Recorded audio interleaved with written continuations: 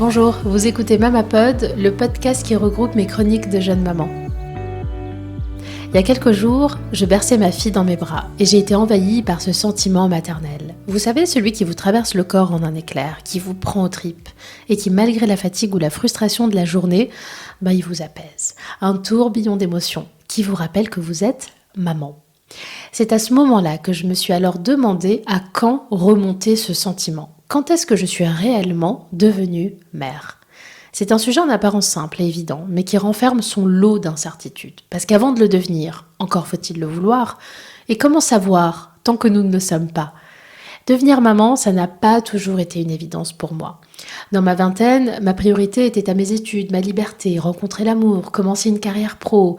J'étais clairement un peu sur mon nuage d'enfant immature. Je trouvais les bébés super mignons, évidemment, mais j'étais pas la nana gaga qui souriait, qui faisait des grimaces à vos enfants dans le bus. Est arrivée ensuite la trentaine et son lot de difficultés de la vie adulte, comme gérer les épreuves de la vie, prendre soin de sa santé mentale, être challengée professionnellement, devenir propriétaire, des trucs de grande personne quoi. Puis j'ai oublié l'essentiel, mon couple. Ils se marièrent et eurent beaucoup d'enfants. Ça vous dit quelque chose ? Quand on a été biberonné par cette phrase, on finit par souhaiter fonder notre famille. Et il n'y a absolument rien d'anormal à vouloir concrétiser un amour par un bébé, à deux, comme il ne devrait avoir rien d'anormal à ne pas vouloir d'enfant. Mais même dans ce moment de ma vie, l'envie de devenir mère ne me chatouillait pas trop, mais c'est sûr qu'à 30 ans passés, on y pense et sérieusement. Ou du moins, on se pose la question à savoir, est-ce que je souhaite devenir mère ? C'est la question en tout cas que je me suis posée. Puis voilà, après plusieurs années à vivre la high life à l'étranger avec mon mari, entre boulot, soirées, drinks et voyages, bim, le test de grossesse tombe et cette fois-ci, c'est positif. Ma grossesse, 9 mois où j'ai vu mon corps muter, ce ventre grossir mois après mois, puis se mettre soudainement à bouger de l'intérieur. 9 mois où j'ai lu des témoignages de mères, où j'ai visionné l'intégralité des vidéos de la maison des maternelles sur YouTube. 9 mois de sentiments mêlés, entre impatience, anxiété, excitation, préparation, découverte d'un univers que je ne connaissais absolument pas. Il se trouve que je n'ai pas de neveu ou de nièce, je suis l'aînée de la famille. Et je n'ai jamais vraiment été en contact direct suffisamment longtemps avec des bébés avant l'arrivée du mien.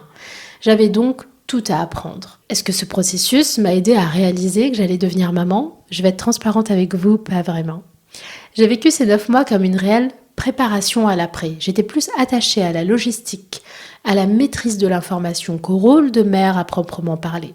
C'est comme si mon cerveau ne pouvait pas tout gérer à la fois. En revanche, je m'attendais à accueillir un flot d'émotions maternelles, bien dégoulinant, le jour de l'accouchement. J'avais en tête cette image de la maman à bout de souffle sur son lit d'hôpital, baignant dans ses larmes et accueillant son bébé en pleurs. Alors laissez-moi couper court au suspense, ce n'est pas du tout arrivé à ce moment-là. Pour la faire courte, j'ai été déclenchée. Et histoire assez classique malheureusement, j'ai eu droit à une césarienne d'urgence. À la sortie de mon bébé, je tremblais comme une feuille, j'étais en état de choc.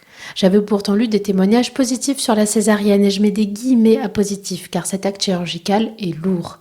Mais il se trouve que des mamans l'ont vécu sans être grandement traumatisées, mais ça n'a pas été mon cas. Et ça, je ne l'avais pas du tout anticipé. Je pense que ça fera un épisode un de ces jours, c'est certain. Quoi qu'il en soit, lorsque l'anesthésiste me demanda si j'étais prête à prendre mon bébé dans les bras, je l'ai regardé dans les yeux et je lui ai juste répondu non. Ma réponse fut spontanée, brève, et j'ai lu la surprise sur son visage, mais il a compris. Il m'a fallu moins d'une seconde pour comprendre que je devais la prendre, que c'était mon rôle, que c'était la fin de mon accouchement et la suite logique de tout ce processus de fabrication. J'ai pris le temps de voir son petit visage. Je l'avais tant imaginée, mais elle était si belle. Je pensais que j'allais me mettre à pleurer d'émotion, mais je suis restée statique. Bon, ce n'est décidément pas ce jour-là que je suis devenue maman. Je l'étais évidemment, mais pas encore dans mes tripes. Vient le postpartum et ses difficultés. Après la préparation à la grossesse et à l'accouchement, est venu le moment où ma fille et moi sommes devenus des animaux et où nos besoins vitaux primaires étaient les seuls éléments les plus importants à gérer. Il n'y avait pas de place à l'émotion. On devait survivre, se nourrir, dormir, se laver, réparer nos blessures, et rien d'autre comptait réellement. Mais finit par venir le moment où la tempête se calme, où on commence à prendre nos marques, où on sort un petit peu de cette phase où on était tous littéralement en apnée.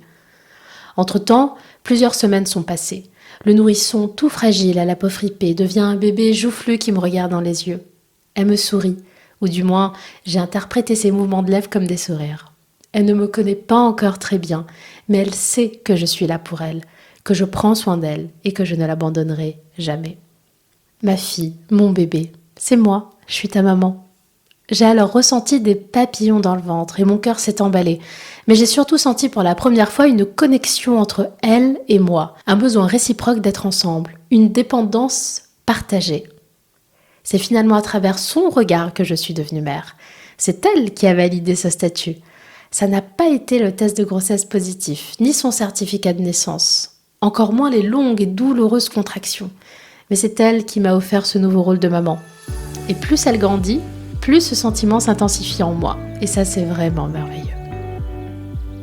Je vous remercie d'avoir pris le temps d'écouter Mamapod. Je vous retrouve bientôt avec un nouvel épisode et une nouvelle réflexion personnelle sur ma maternité.